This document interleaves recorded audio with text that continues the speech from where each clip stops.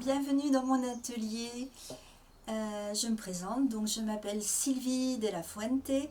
Alors c'est un nom qui pour moi a vraiment beaucoup de résonance parce que mon grand-père était mexicain. Et je vais vous parler de mes origines parce que tout mon travail repose sur ces origines. Donc mon grand-père a quitté le Mexique au moment de la Révolution et ensuite il a fait une rupture complète avec sa famille, son pays. Et moi je cours après ses origines parce que elles m'ont amené tellement de rêves et d'imaginaire que j'ai été bercée par les récits de mon grand-père. Donc dans mon processus créatif, il y a énormément de dessins pris sur place et de dessins inspirés aussi d'après les photos, parce que moi je fais mes croquis, mon mari faisait des photos, donc après c'était vraiment une bibliothèque dans laquelle je puisais pour me replonger dans les lieux, les inspirations techniques après. Je travaille toujours à l'acrylique. Il y a toujours eu du collage dans mes tableaux. Donc parfois en arrière-plan, je mettais des écritures spécifiques qui font comme une musique. Donc déjà la beauté de l'écriture, pour moi, c'est quelque chose qui me sensibilise. Donc les langues, pour moi, c'est important. Et les racines de ces langues et leur beauté, c'est également inspirant. Je travaille en mix média, qui veut dire que je vais utiliser toutes sortes de choses. Donc je travaille sur toile ou sur bois, mais en principe sur toile. Je fais des collages en arrière-plan. J'ai mes préparations de dessin que je vais repositionner sur mes toiles. Et ensuite, je vais les agrémenter ça peut être de l'encre, ça peut être de l'acrylique, ça peut être des collages avec du sable, il peut y avoir de la plume, il peut y avoir des feuilles. Je peux faire couler de l'eau. Voilà, il y a tous les éléments qui rentrent également dans la construction d'une toile. Et ça lui donne une densité. C'est vrai que mon travail n'est pas très épuré, hein, c'est le moins qu'on puisse dire. Moi, c'est dense, c'est l'abondance. Donc, on n'est jamais dans la raréfaction ni des éléments ni de la couleur. Voilà, donc c'est une peinture qui va être très humaniste. La base de mon travail, c'est l'humain.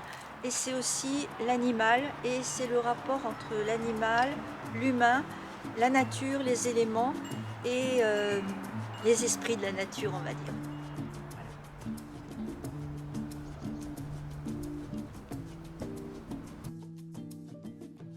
J'ai toujours travaillé sur les mythes fondateurs de civilisation, donc appréhender une culture, plonger dedans et puis aller se frotter à la réalité en allant sur place, qui est vraiment le bonheur de la découverte.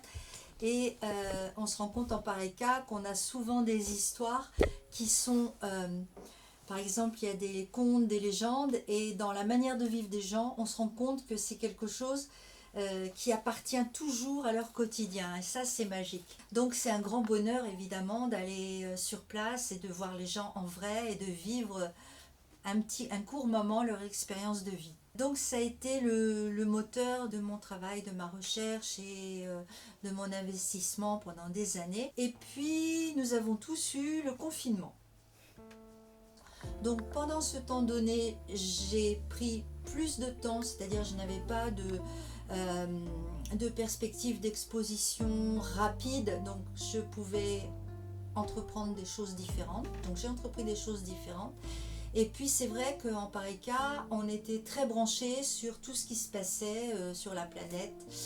Et en voyant encore plus la proximité de la nature qui reprenait ses droits, que ce soit les animaux qui investissaient les villes, ça avait un côté magique et on se disait si tout s'interrompt, on a plus de temps pour que la vie revienne de façon plus foisonnante. Donc du coup, j'ai eu une réflexion qui a été encore plus loin.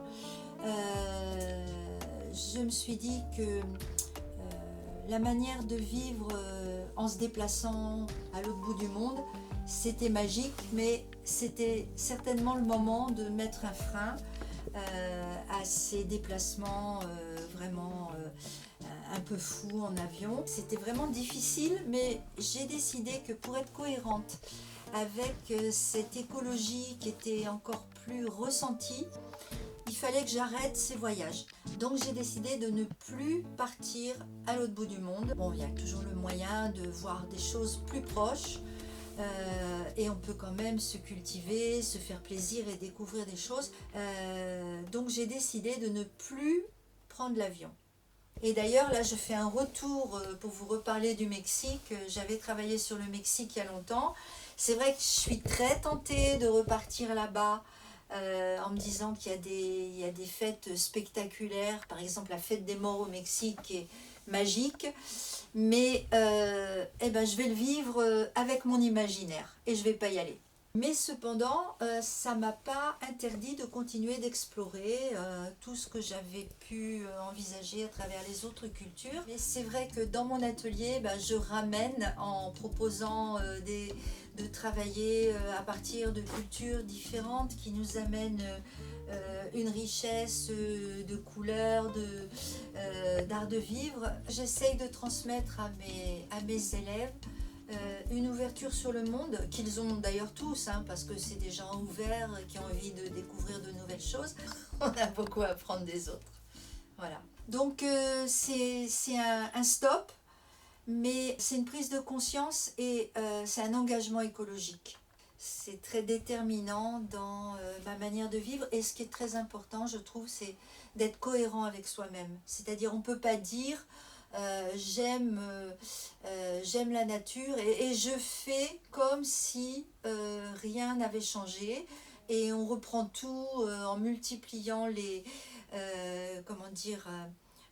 cette insouciance. Donc il faut être conscient des choses, il ne faut pas dramatiser, mais si on peut chacun faire une petite part un petit geste, en tout cas c'est celui que je veux entreprendre.